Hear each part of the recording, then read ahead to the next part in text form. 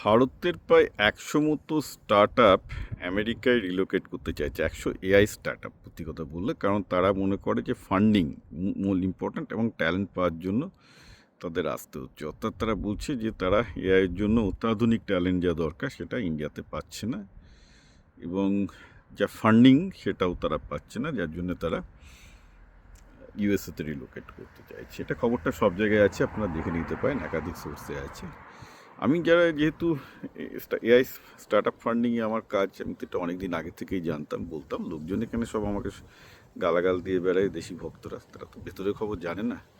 Main সমস্যাটা কিন্তু talented না, মেন সমস্যাটা হচ্ছে ভারতের 40% না 35% ক্যাপিটাল গেইন ট্যাক্স। এটা খুব সিম্পল ব্যাপার।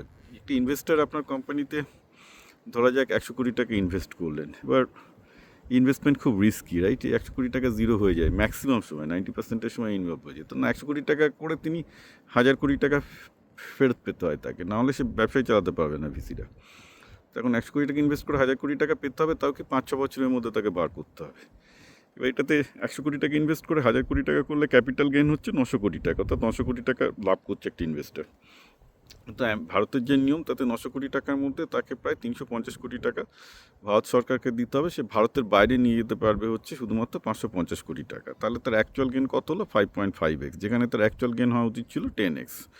দুবাইয়ে গেলে কিন্তু এটা হয়ে যাবে মুখে 10% মোটে, অর্থাৎ স্টিল সে 9x-এর মধ্যে 8x রাখতে পারবে।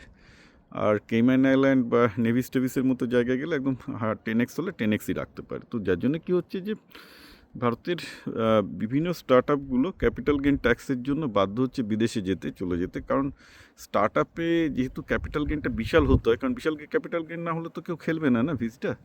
তো সেখানে তো কোনো ভিসি আসতেই চাইবে না, ইনভেস্টররা আসতেই চাইবে না সহজে। এতদিন ধরে এসছে সেটা ঠিক আছে, সেটা ভুল করে এসেছিল সেটা বোঝাই যাচ্ছে, কারণ 2-3 বছর আমরা দেখেছিলাম যে ভারতে প্রচুর স্টার্টআপে প্রচুর টাকা ইনভেস্ট হচ্ছে, তারপর এখন দেখুন পুরো হাওয়া। এখন স্টার্টআপে ইনভেস্টমেন্ট ইন্ডিয়াতে প্রচুর কমে গেছে হঠাৎ করে। তাই 2-3 বছর প্রচণ্ড পিকে উঠেছিল, তারপর আর উঠতে পারছে না। কারণ কি?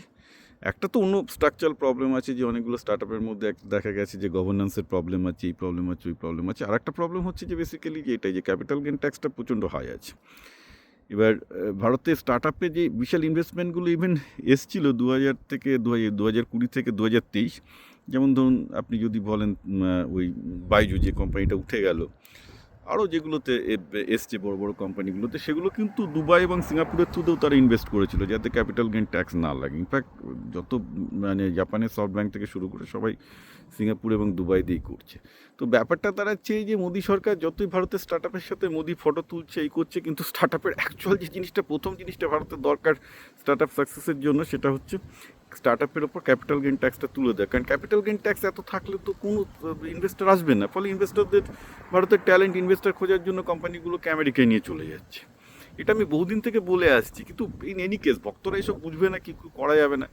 ভক্তদের কাজ বাও করে তালি মারো। আমি এটা কিন্তু 3rd টাইম বলছি, this is really not happening. আপনি যতই স্টার্টআপ নিয়ে ফটো তুলুন না কেন, স্টার্টআপে ক্যাপিটাল গেইন ট্যাক্স না তুললে ইন্ডিয়াতে স্টার্টআপের অবস্থা খারাপ ছিল, থাকবে, কিছু করার নেই। কারণ স্টার্টআপে যেটুকু হয়েছে সেটুকু বলবো ওই সিঙ্গাপুর দুবাই থেকে যারা, বেসিক্যালি সিঙ্গাপুর দুবাই ম্যাক্সিমামই দেখবেন সিঙ্গাপুর দুবাই থেকে টাকাটা তুলেছে, কারণ সেখানে ক্যাপিটাল গেইনস ট্যাক্স 0। কিন্তু এটা তো সবার পক্ষে করা সম্ভব না। এটাতে সিঙ্গাপুর আর দুবাইয়ের লাভ হচ্ছে বেশি, ভারত লাভটা খেতে পারছে না। এগুলো দেখতে হবে।